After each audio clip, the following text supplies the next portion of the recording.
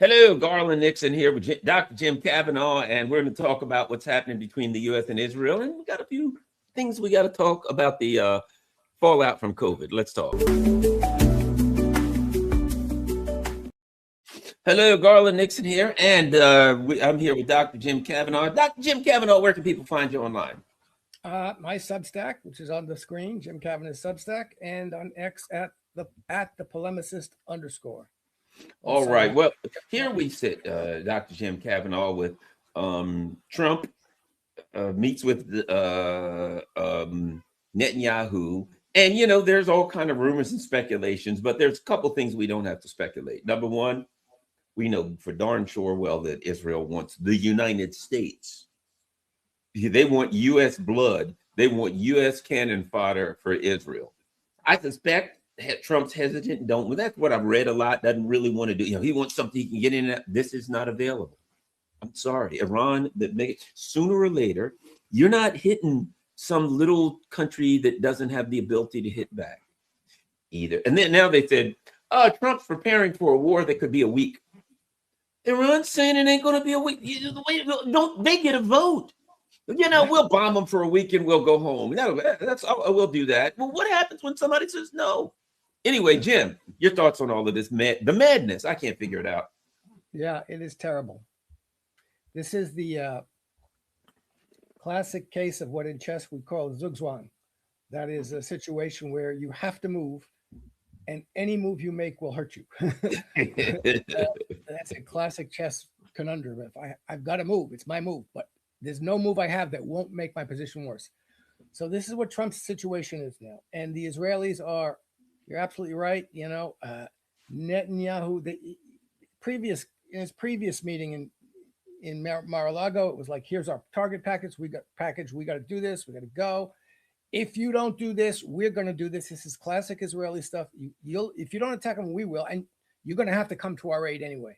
You know, you can't escape this. So this is what they're doing. And they're telling this to Trump. And they're probably telling him, well, first of all, they're telling him, you know, you want money for the midterm elections. You know, you want your donors to keep supporting you. You better support us.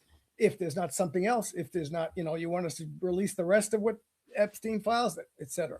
So all of this, there's a tremendous pressure on Trump from the Israelis, from the American Zionists and neocons, the Lindsey Grahams out there. They're saying, oh, we've got to go. And please notice, it's not about nuclear weapons anymore. The Israelis are saying very clearly, Israeli government spokesman, we're not worried about nuclear weapons. We're worried about Iranian missiles and Iranian support for their quote unquote proxies, which are the resistance forces in the region. And they want Iran to disarm itself from its missile capabilities so that they have no defense against Israel. And they want Iran to stop supporting the Houthis, Hezbollah, Hamas, and anybody else in the region who's going to resist the Greater Israel Project. So this is a war for regime change in Iran. That's what it is. If Iran changes its regime and changes its policies, and they're no longer Iran. You know what exactly. I mean? We want Iran. We don't want you to be Iran. You know, that's like saying, Garland, here's the deal.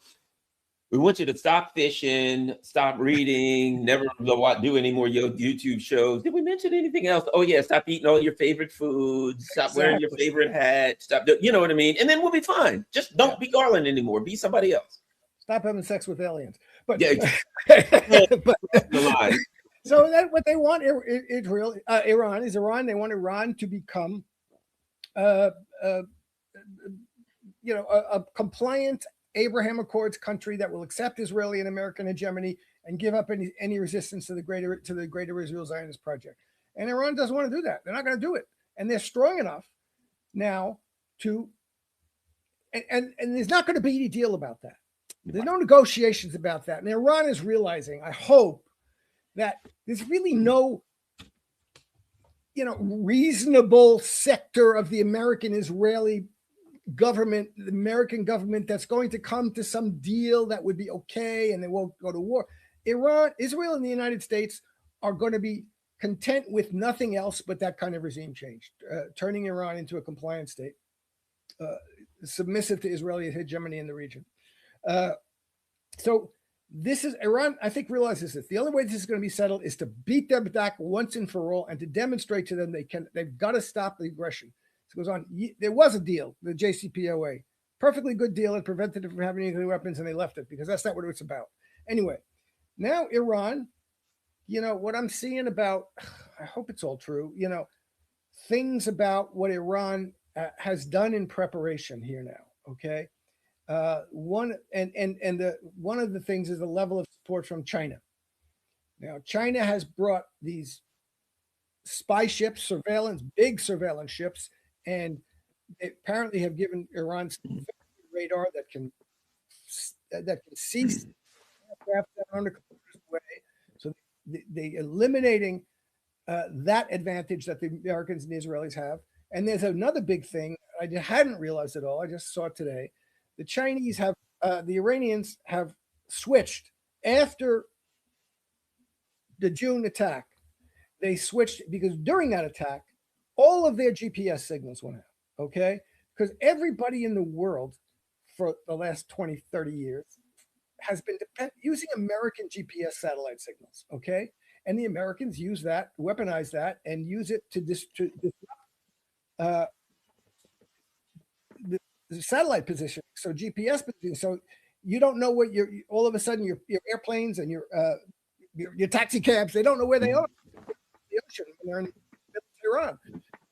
It creates a problem for your weapon systems, for guidance and targeting, etc.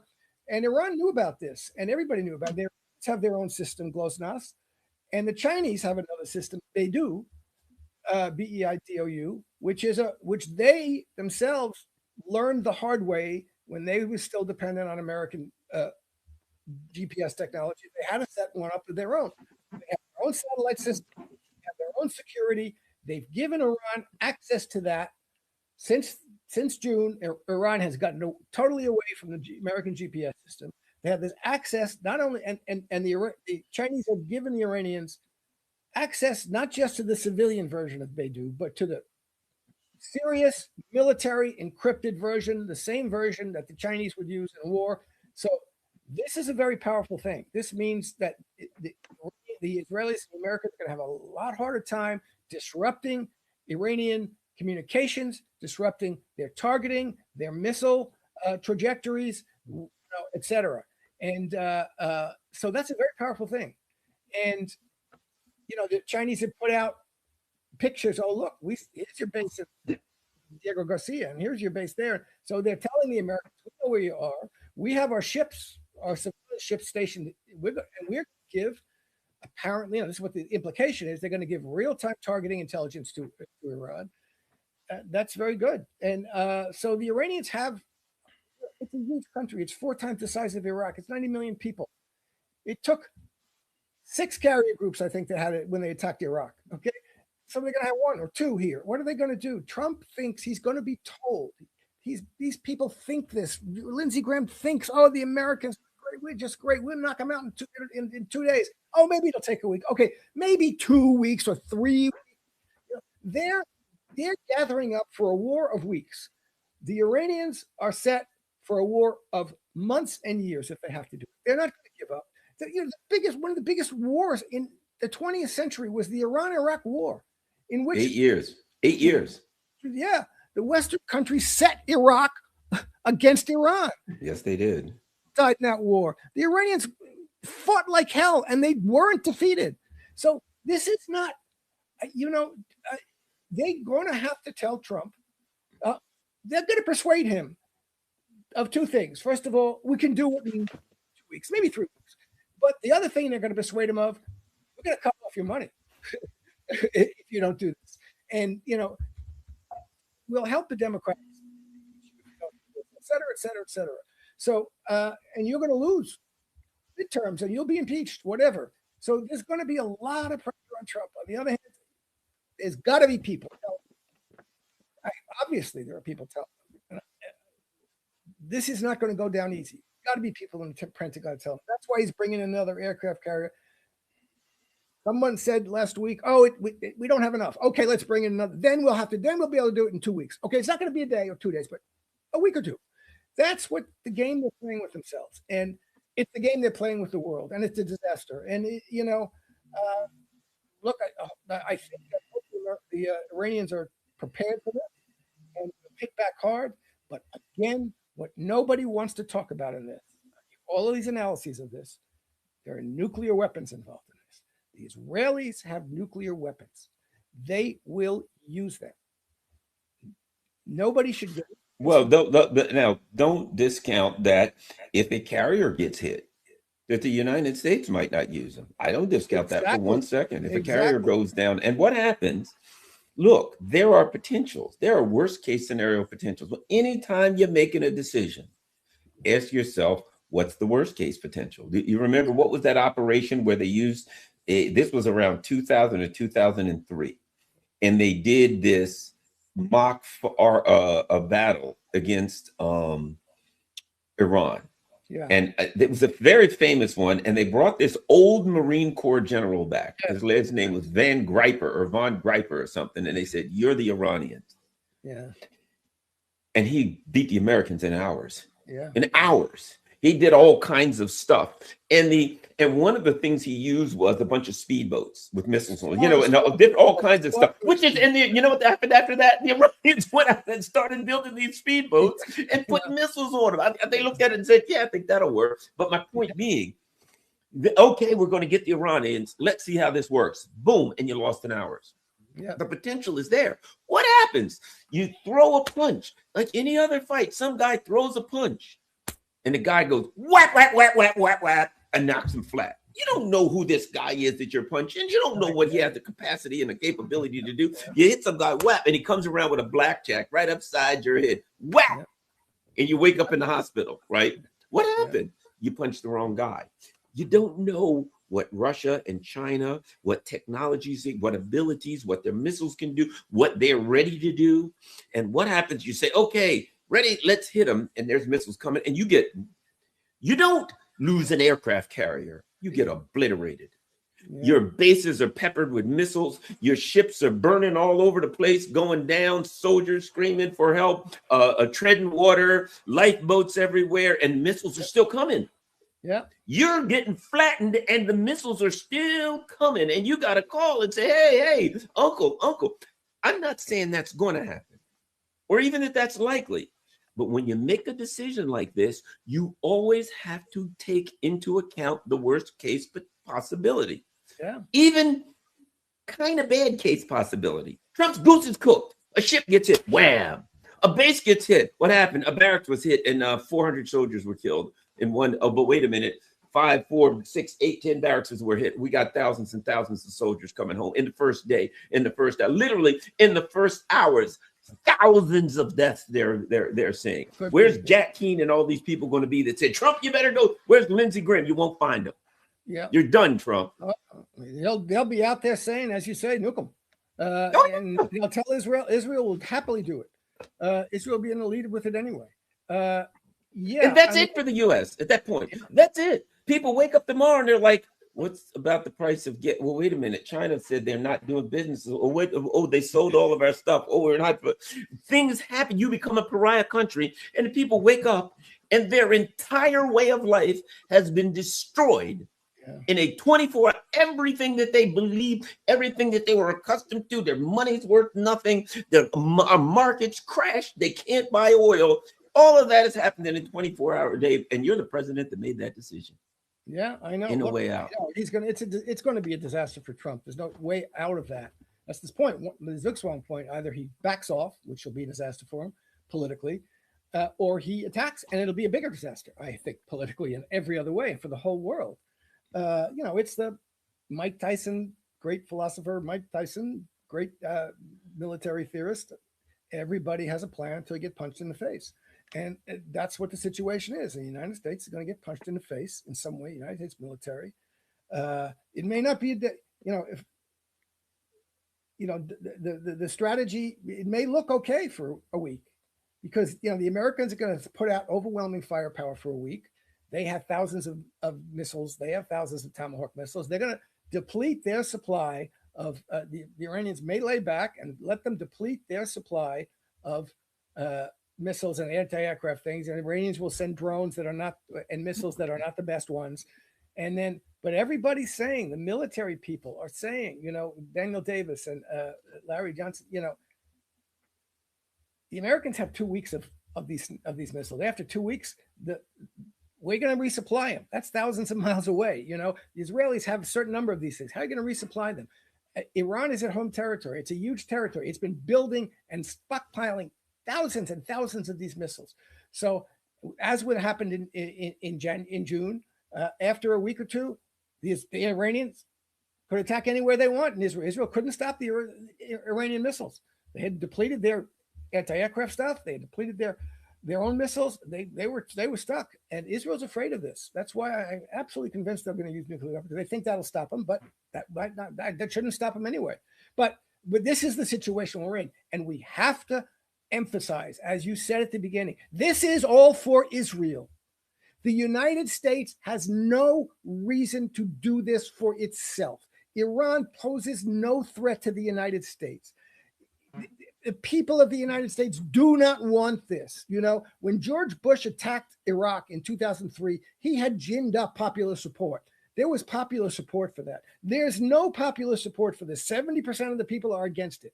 And everybody knows, and we have to keep saying it, if Donald Trump starts a war with Iran, it's for Israel. It's because Israel wanted him to do that. Israel thought that needs to be done. Israel demanded of him, as he said, the Adelsons come to the White House and tell me to do this, that, and the other thing, and I do it. And that's exactly what's going on here with Netanyahu and Jared Kushner, Netanyahu's little boy, and the Adelsons. They'll all be there saying, do it, with Lindsey Graham and the rest of the clowns and Marco Rubio. And so but it's for Israel. This is an attack on behalf of Israel. So every death, every dollar, every soldier, every sailor, every ship, every aircraft that's hit is being hit for Israel. It's being sent there for Israel. And if they're hit, they'll be hit for Israel. We cannot stop saying that. This is a perfect example that there is nothing more pernicious or dangerous for the United States of America and its people than this commitment to Zionism and to the Zionist project, because that's what this is about.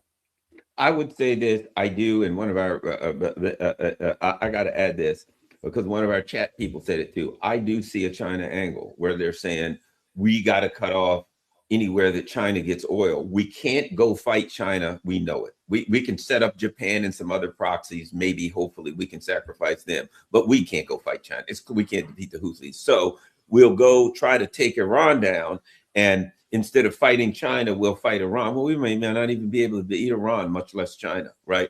But the thing about it is this: it is, I mean, we can talk about the first month, the first weeks, but here's the thing. They're going to close down the Straits of Hormuz. And if Trump says next Friday, all right, we attacked Iran. Well, first of all, he may Saturday be saying, I have bad news for you. We've lost 5,000 soldiers or something. But the next thing is this. There's going to be even worse news by Monday morning when you look at oil futures. And people go in and they're like, uh-oh. Gas is $10 a gallon, 11, 12, 13, 15, whatever, right? And they're saying, well, that's the good news. The bad news is there's no gas at the gas station. So even we can't sell it to you at any price. And then they're like, here's what we're going to have to do. We're going to go back to like we did in the 70s. If you have an even plate, you can go on Mondays and Tuesdays. And if you got odd plate, you can go this and this. And everybody's going to say, for a war that 70% of Americans didn't want. For a war that Iran dragged us into, for a war, the fury against Trump, and that will be it for Israel. But not that it'll save us. Israel will be despised in a way that we couldn't even put. It's a matter of time. They drag us because Israel, we're not looking at a rational group here. This is, we're God's chosen people, whatever, right? But what they would, they're now, buying CBS and TikTok to say, hey, we've got to make sure the people in America like us, or we'll make sure they can't, if they don't like us, we'll shut their mouths the hell up, right? They won't be able to shut their mouths up Americans will be screaming because you'll have destroyed their lives for Israel. There'll be nothing more hated than Israel. Americans usually don't connect their foreign policy to their struggles because it usually takes a while and they don't see it immediately. But it will be, you did this for Israel, your life is a living hell. You can't afford anything. Oh, by the way, you think it's bad when you go to the gas station, wait till you go to the grocery store and you see that everything in the grocery store was brought there with diesel fuel. Yeah. You're screwed. Anyway, then that's it for Donald Trump. And that's it. Our political system will probably somewhat collapse. Well, look, the political system is showing what it's about, and it's about billionaires' profits. As I just saying, one of the nurses takes care of my father, my 98-year-old father-in-law. She and her husband have a nice life. They have 2 kids, make a decent amount of money, comfortable life. She just said her health insurance went up. Their health insurance went up to like $600 a month to $1,200, $1,300 a month. That's crazy. This is what's happening now in the United States. And, nobody's going to do anything about this. No, nobody has a program for this. You have to, I don't want to talk to a politician who supports Zionism in Israel. And I don't want to talk to a politician who won't come in and demand single-payer universal health care. This is crazy. You can't, every country in the world has this. The United States is playing this damn games. And nobody's interested in you. Nobody's interested in fixing that problem. It's a huge problem. You need to change the entire political and economic culture of the country for that. So, what's going to happen with gas? Well, the United States has a better position for gas than other countries. The biggest. Oh, Europe is finished. Yeah. Europe will be finished. What the gas is now, oil is now $60 a barrel, about $60 a barrel, which is a really good price. It's going to go up. There's someone in I think Financial Times wrote a thing. Oh, if there's a war, if Iran closes the Persian Straits of Hormuz, it might go up to $100 a gallon. It's going to go up the barrel. It's going to go up to a lot more than 100. It's going to be 100. I've heard $3 to $500 a barrel. So it's going to be a disaster, and there's going to be no shipping, and they don't have to. They don't even have to fire a shot. Iran says. The Houthis say we'll attack anything going through the Persian Gulf. Nobody's going to go through the Persian Gulf. Tankers aren't going to go there. Insurance rates will go up. Whether anybody's attacked or not, they just back off. So it's going to disrupt the entire world energy system. And for what?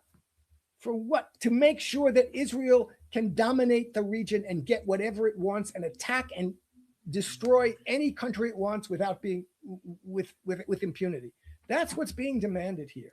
And it's a disgrace that we're involved in it. We have no reason to be involved in it.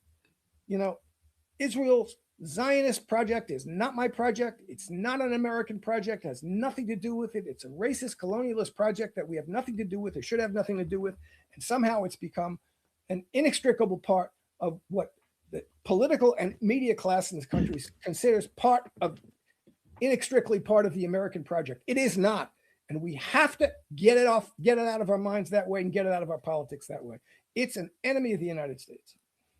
And it's an immoral enemy. I mean, look, Epstein's clear. His connections were to the royal family and the Rothschild. That's clear. His connections, his foundation, his ideological and religious, the idea that he's like, yeah, I'm a Jew. We're better than everybody else. Let's go eat some people and slaughter some and rape some kids. We're Jews. We're better than everybody. And I'm like, there's something, about what you're saying that just doesn't go together. We're Jews and we're better than everybody. So let's go rape some kids and eat some human beings and murder people. And then he goes on to say, and we'll make money and we'll, all of these things he's talking about that are the most immoral things. And he, in some, always interjects it because we're Jewish people and we can do whatever we want, which he's not. It's Zionism. It's not Judaism. First of all, Zionism it's like saying that the people who are members of ISIS represent Islam. It's a beautiful religion. I know plenty of people who are wonderful, and I highly respected religion for thousands of years, as Judaism was until Zionism came around. And now it is really taking a beating. Let me just say that. But so now, not only, think about this, when the information comes out about Israel's puppet boy, your representative, moral representative, And now people look at this and say, my God, what are we looking at here? And it's like, you think that's bad? I'm going to go start a war for these people. Yeah. Yeah. Look, we've already seen it. We've seen over the past 2.5 years, Gaza. We've seen this is horrible Nazi genocide. This is terrible. And that's the world we're in. We're in the world where the United States and Western Europe and the Europeans have, the United States, first of all, was part of it 100%. So were the British, so were the Germans. They were funding it. They were arming it. They supported it diplomatically and politically. And this is a Nazi genocide. This is no better than the Nazi genocide of the Jews in World War II. And we have every political institution in the world failed themselves and failed humanity by allowing this to continue. So that's the world we're in right now. And it's not going to stop getting worse until there's a fight that they lose. And that's what is shaping up in Iran. I hope that China and Russia, I think they're at the point where they're saying, we are not going to let Iran lose. We are going to make sure that they win this fight, but the tendency is going to be, and it's going to be the Israelis and the Americans. Certainly the Israelis are not going to let this happen, but the tendency I hope they stop. I hope the Russians, the Chinese, and the Iranians do not fall to, okay, we can make a deal. We'll make a deal. We'll find a way of getting out of this without getting hurt too much. And we'll go on for another 5 years until this pops up again, until we're under attack again, another 2 years. That would be 5 years. And people of the United States have to understand that their political representatives want this. They do not want to put an end to this. They want the defeat of Iran. They want the defeat of Cuba. They want the defeat of Venezuela. They want the United States to reassert its position as the primary imperial power in the world. I saw AOC the other day talking about how oh my God, Trump and Putin are trying to divide up the world among themselves. We have to fight these authoritarians by reasserting American and European and NATO dominance of the world. It's American imperialism versus authoritarianism. This is just nonsense. We got to get out of this crap. We are drowning in this, and we're going to be killed by it. And I don't know what to say. I don't know how to do it, but you can't put any credence in these people. They're real. And this number one thing of Zionism, they can't get away from it because so much of the money that controls the politics of this country is Zionist money. They can't get away from it. And you're going to have to force them to do it. You're going to have to reject this. I mean, I think it's happening, and I'm glad it's happening. People who are supported by Zionist money have to be defeated all across the board. And nobody should pay attention to anything else they say, because they're going to get you into wars like this forever. They've already done it. Every one of these damn wars, Iraq, Syria, Libya, they were done for Israel and for Zionism. And they're going to keep doing that until you understand that that's what it was about, and just get rid of them. There could be no fiddling around with this. No, Israel has a right to exist, so therefore we just give them defensive weapons, not off. No, Zionism, apartheid doesn't have a right to exist, and we have no reason to support it in any way, shape, or form. Well, the Russians understand this as clear as anyone, and I think the Chinese, because they lost like 20 to 30 million people to them. There's only one thing you can do with fascism, and that's defeat it. There is a lot of, when it comes to fascism, the idea that you can, I always put it like this when people are like, oh, make a deal. I say that's like a bunch of, like, I used to, the original Jurassic Park. I love that movie, right? But that's like, the Tyrannosaurus is over there biting people in half, swallowing people, stepping on people. And a couple of liberals get together and say, I say we go talk to them. Maybe we can make a deal. No, you ain't making a deal with the Tyrannosaurus Rexes. They eat people and swallow them. It's their job. It's in the job description. Well, here's the same thing. You ain't making a deal with fascists. The Russians understand that. They just keep fighting them. Are they going to pretend? Are they going to play footsie? Yeah, but they're going to keep slamming. I understand now there's a lot of talk that they may fire an Oreshnik into Kiev. Yeah, and that a lot of members of the government are, kind of vacating the area. And I hope they do. They called in sick. All the members of the called in sick yesterday. Yeah. And they may do it, but they understand something. Yeah. There's only one thing you can do with fascism. they completely understand that in relation to Ukraine and the fascists in Ukraine. But the Russians are not anti-Zionist. They don't care that much. They get along well with Israel. There are a lot of Russian diaspora in Israel. The Russian Jews who left. They have to deal with it, the issue. So they've been accommodating to Israel. China has had very big trade relations with Israel. Okay, so they have been for the past 30 years, 20 years. Oh, this is not the biggest problem in the world for us.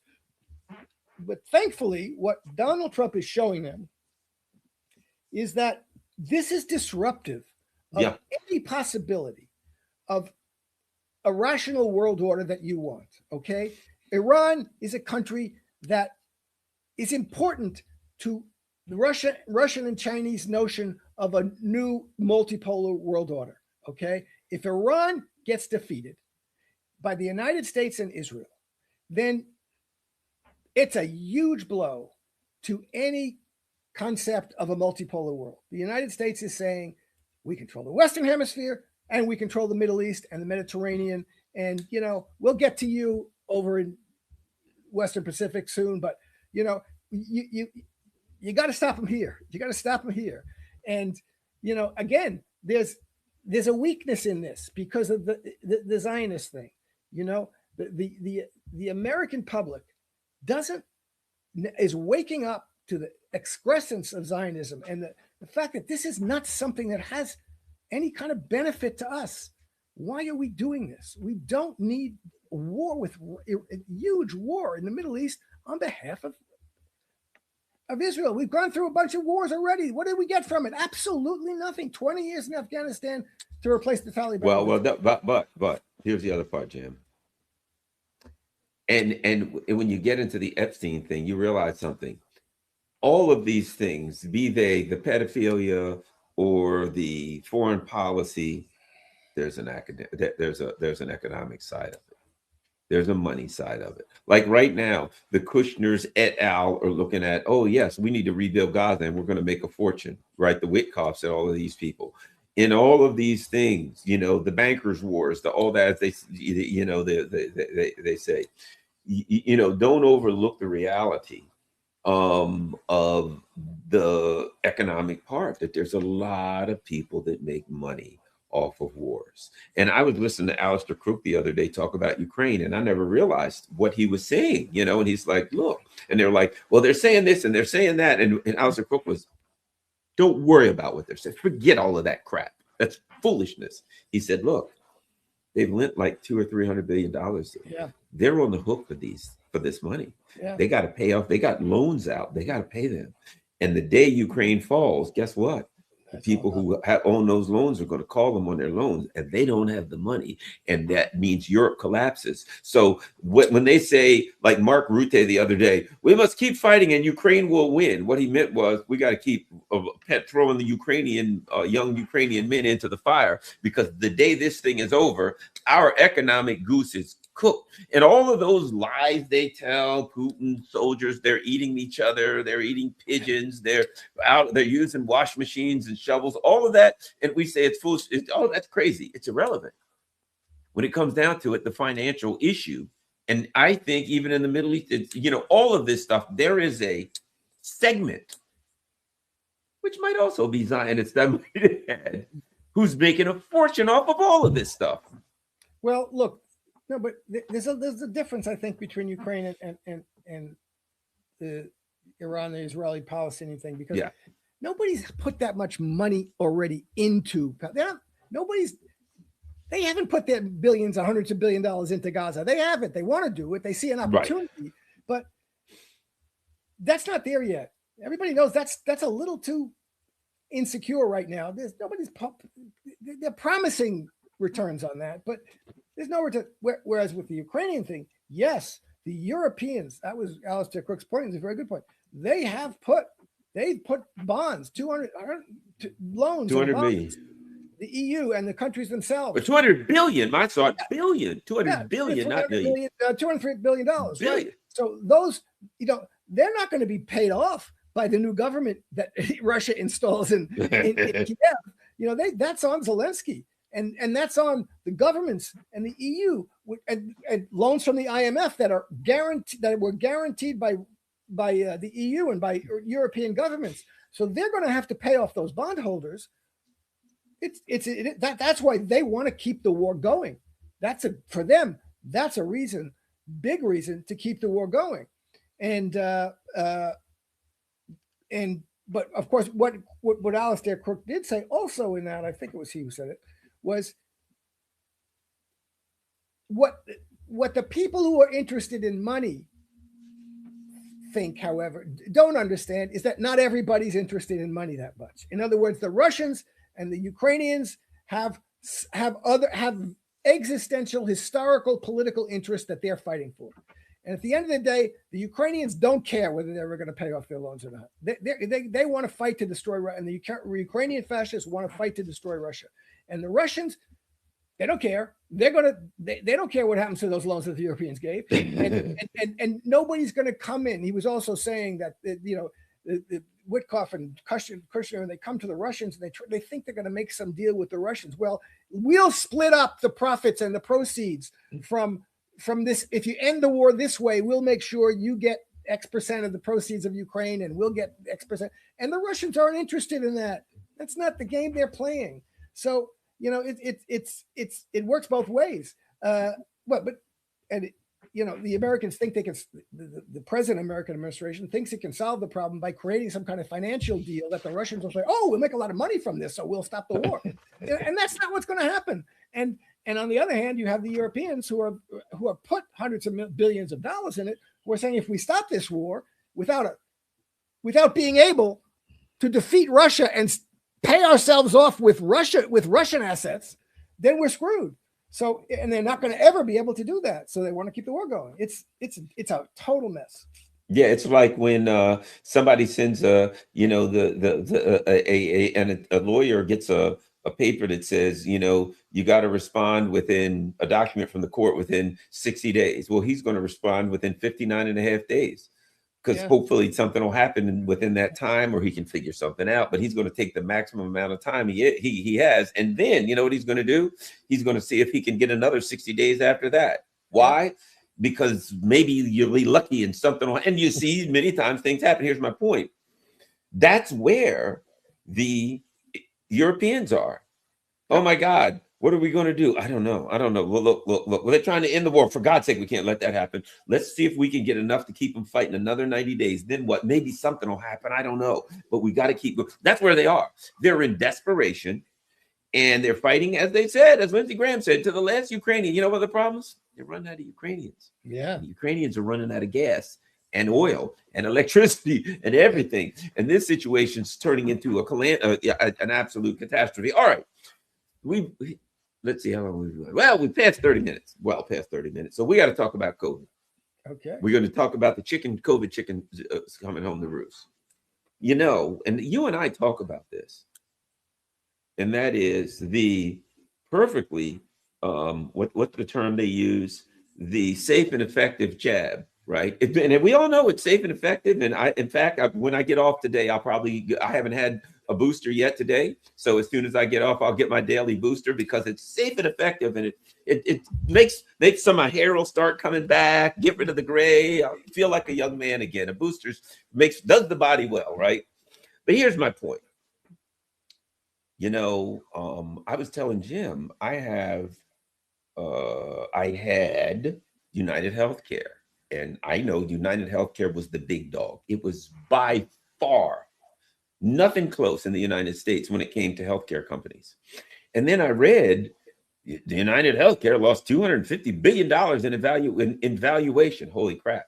And then I start digging, and I find that they're kind of complaining because they have to pay too much. Then they say, we're not going to cover Johns Hopkins anymore. Nothing for Hopkins. And I'm like, what?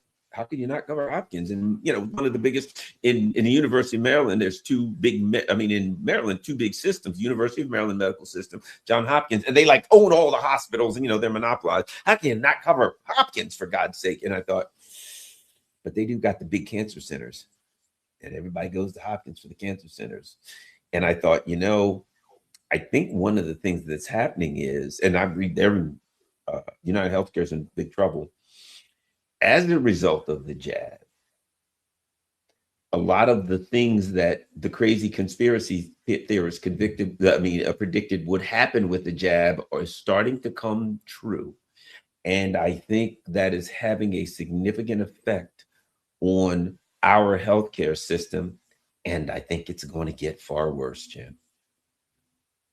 Well, I think so too. Look, everybody's saying there are all these reports. Oh, cancers in young people, young persons, cancers, people under the age of 35 getting colorectal cancer and things that you see doctors who'd say, I may have seen that once in my career in 20 years. Suddenly there are 3 or 4 people every, a month showing up with cancers that young people that they don't get, that normally you don't get.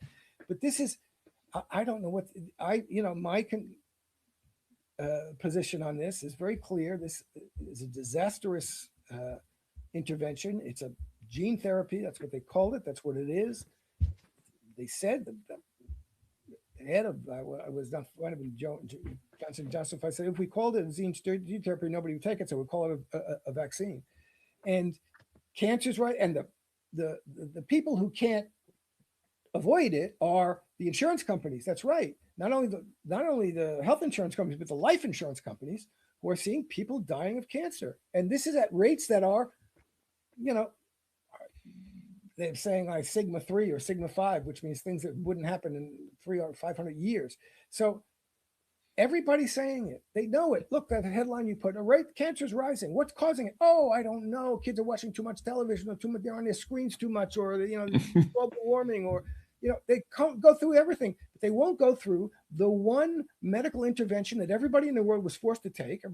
Most of the people were forced to take because it was safe and effective, of course. Yeah, and it's a horrible. I mean, I hate. It's just you watch things. Everybody should watch the John Campbell videos with Agnes Douglas, the British oncologist. I mean, this is really horrible. I don't know what to think about it, and it's very hard for them to acknowledge it. They'll never acknowledge it because they forced people to take it. You were forced to take this damn thing, and it didn't stop you from getting COVID.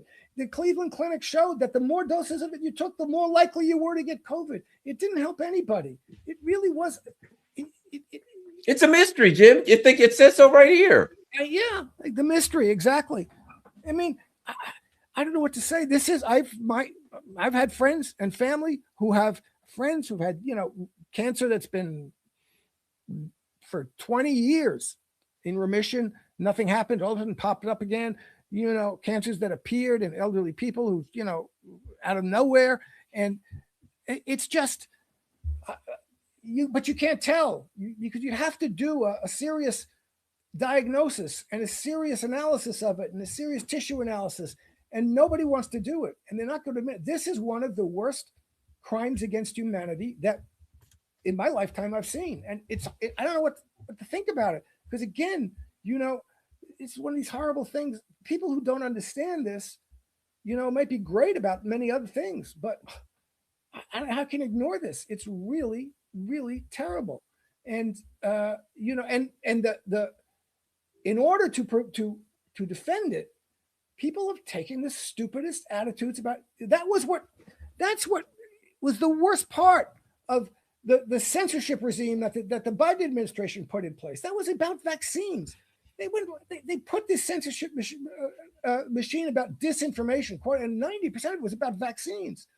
And so you can't have a discussion about what would be a relatively complex or a topic that's a scientific medical situation without it immediately becoming, oh, you're a Trumper or you're not a Trumper. What does it have to do with anything? I was watching TV shows from the 80s with Phil Donahue talking about problems with vaccines. Nobody on that TV show, for or against talking about problems with vaccines, was thinking, oh, it was no like, oh, if you're pros vaccines or you're for vaccines, that means you're right wing or left wing. It has nothing to do with anything.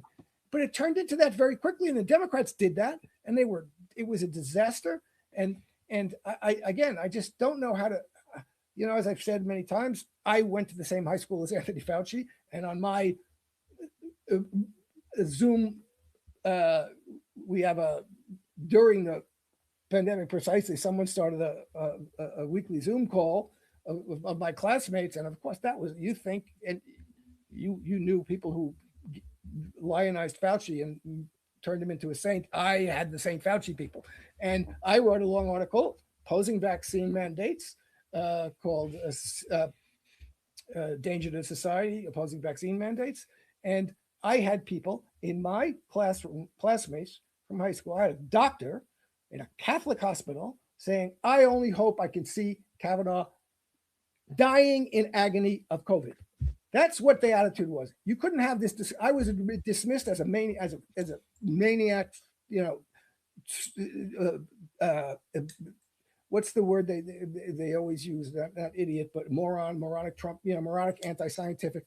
It was just, but literally telling me they wanted to see me die in agony, a doctor, because I opposed mandates, you know, and so you can't have a discussion if people's minds are so brainwashed that when you present them with evidence and arguments that are out there and irrefutable, and now I don't know, but you can't deny it now, that you don't respond with an argument, you respond with you're a moron, or you're anti-scientific, or you should die in agony.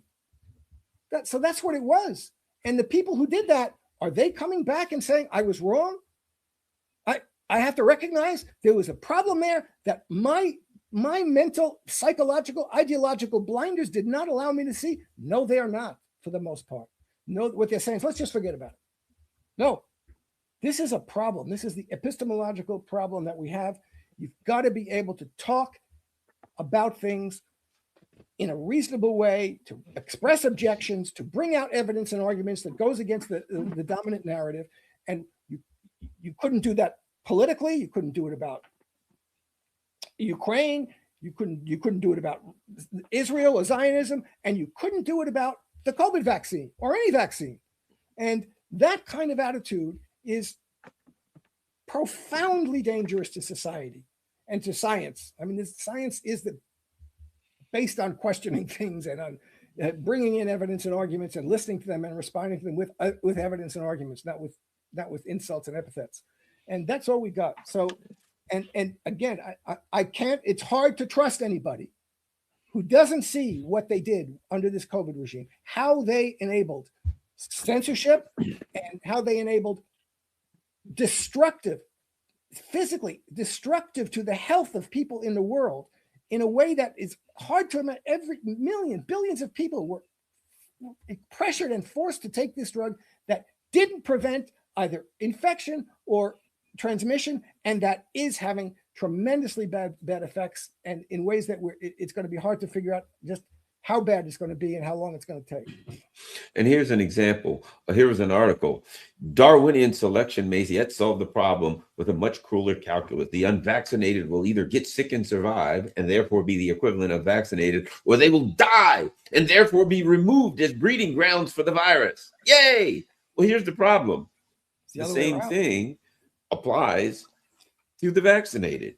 They'll either get sick and die and survive, or they'll die of the disease. Yeah. There's no difference. They pretend, and see, here's the pretense. If you read that, the pretense was always this: the vaccinated won't get it.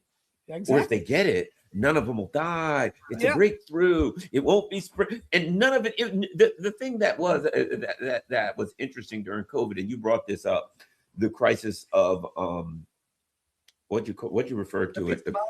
Of epistemology. How do we know what we know, right? Because when you read all of those, there's something implied. What is implied is that the vaccinated are not going to die. That's right. That the vaccinated are going to be better off. That the vaccinated, either they won't get sick, or if they won't get sick, it won't be bad. But that was the case. And not only was it not the case, the facts based on their own studies demonstrated that it wasn't the case. So it wasn't that we were just seeing it. It wasn't that it was that their own studies and facts demonstrated that the arguments they were making, that somehow the vaccinated had a better chance of survival and this and that than the unvaccinated, wasn't true. But then they left something out. And that was, but we don't know what this thing's going to do in the long term. That's right. And that's what I'm getting at now. We're finding out. And there were those of us who were suspicious. I remember saying to a person, a human being, I said, I don't think you should get it. And this person said, why? And I said, you've had cancer in the past, and everything's good, but this thing could. Well, how do you know that, Garland? I don't.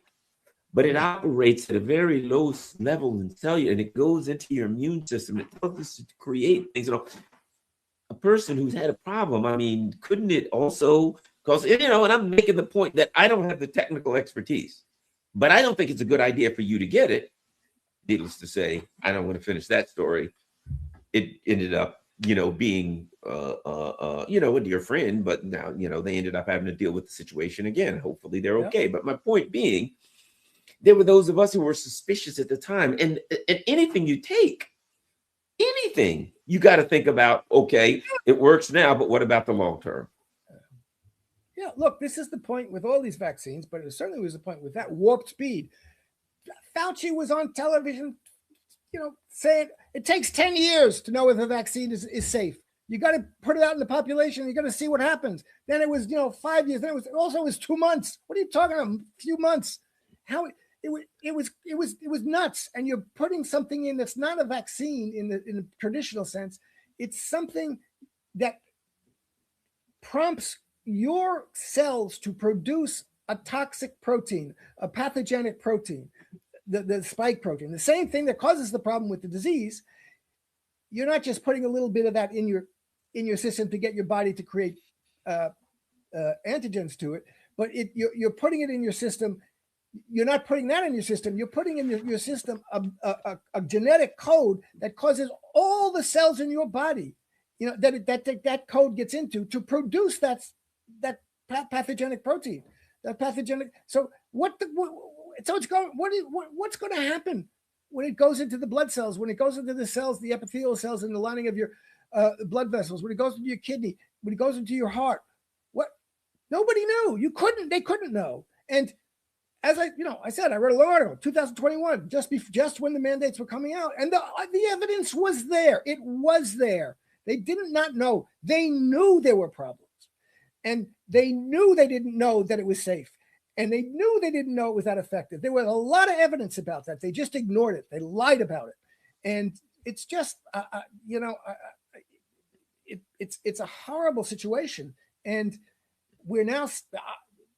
Nobody's going to know how many people died because of this or otherwise. The people have ingested something which they don't know for how long and in how many places in their body.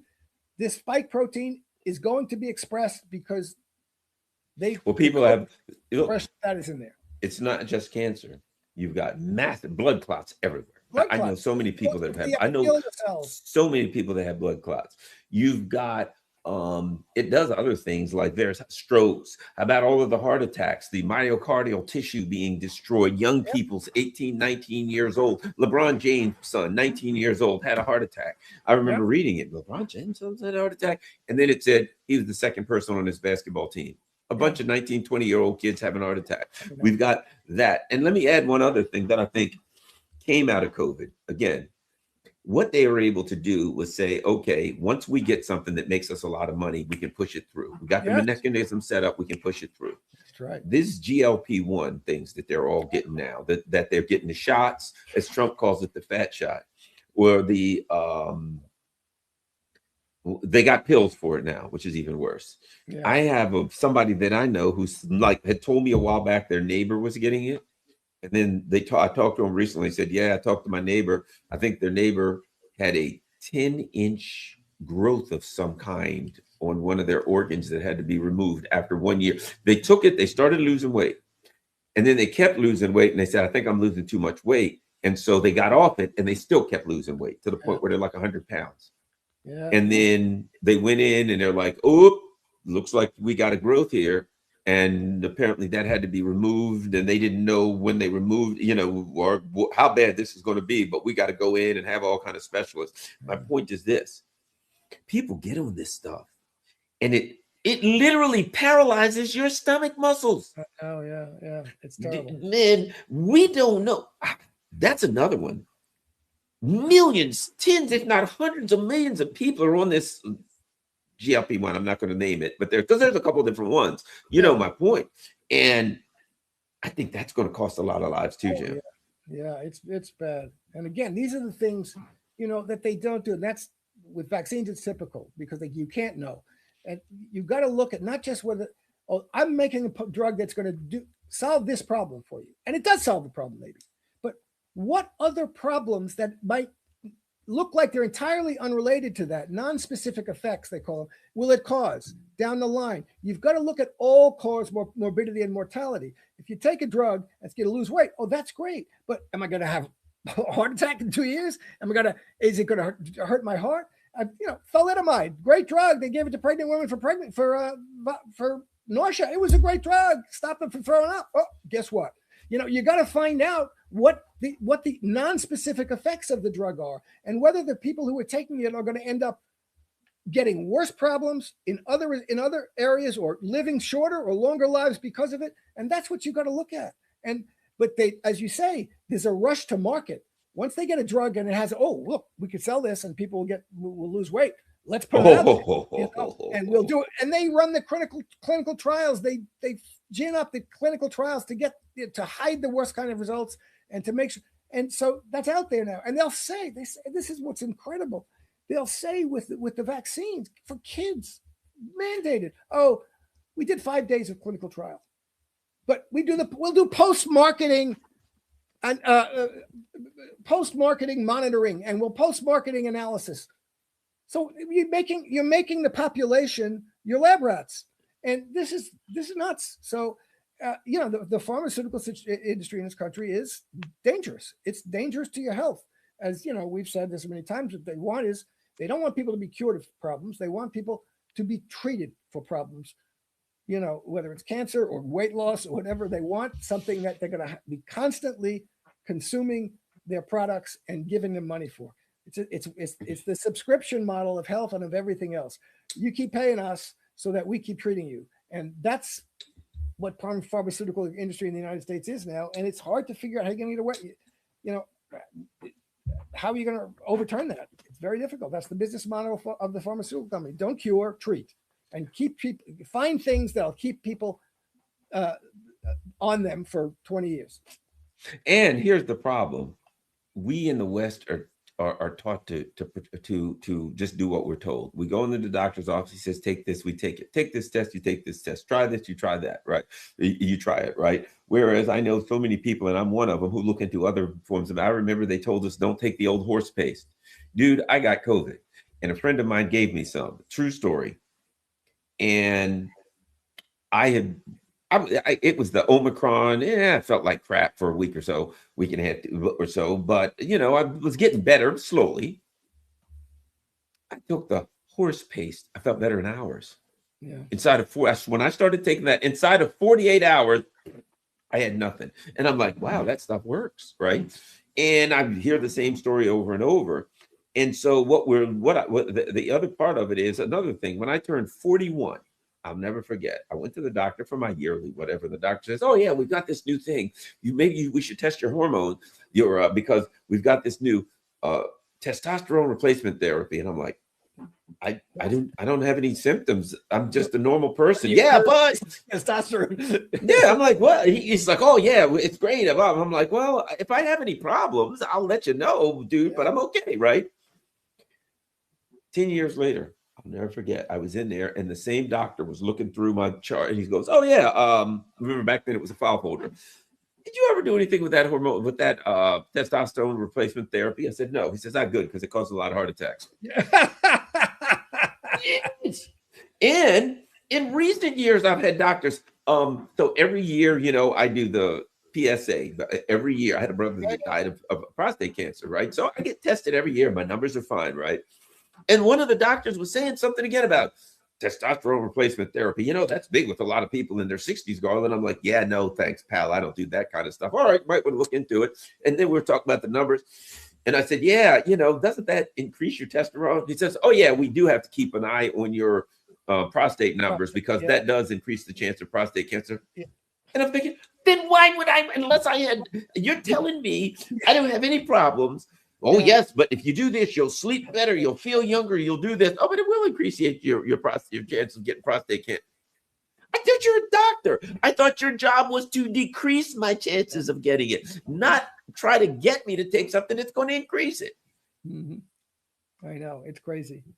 They snuck that. One of the they snuck with the vaccine mandates that they want, and that's what they did with COVID. They want mandatory adult vaccination.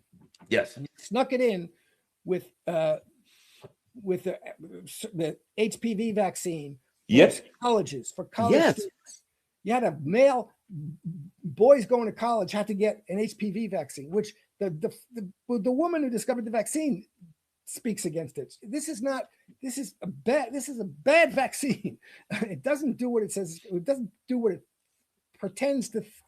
What makes you think it's going to do. Right. And there's no reason for boys to be getting. It's absurd. But that was the camel's nose under the tent for mandatory adult vaccination, because everybody said, "Oh, we got to have mandatory vaccination for schools." Well, the colleges are schools, So now you got 18-year-old boys who have to take HPV vaccine in order to go to college. That's absurd. It's disgraceful.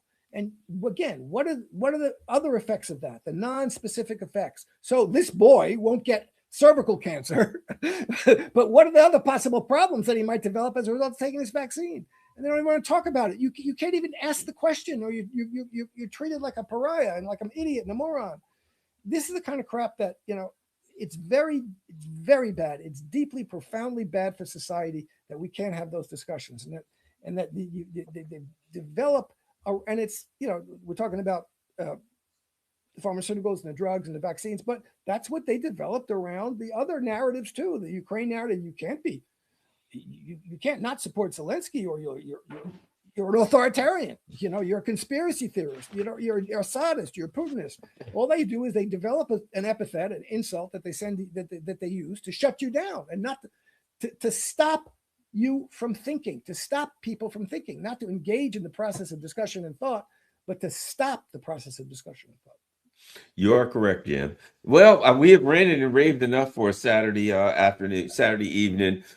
Jim, tell everybody where they can find you before we can go for the people, of the 378 people here. Don't forget, 378 people. Make sure you subscribe. Make sure you hit the like button and all that kind of stuff. Jim. Okay. Look forward to my 378 new subscribers on the Substack. My Substack, free or paid. Everything is available to free subscribers. And please, my Twitter, X at the polemicist _, and buy me a coffee, whatever, but come to my Substack and you'll see everything. All right. Thanks a lot, everybody. And same here, it'd be great if you could be a member of the channel, or of course, Patreon, buy me a coffee, whatever you can. And of course, there's my PO box for those who would like to send a donation or a letter or whatever the case may be via PO. There's the snail mail is available. Thanks a lot, everybody. Make sure you share this on all your social media platforms. We're out.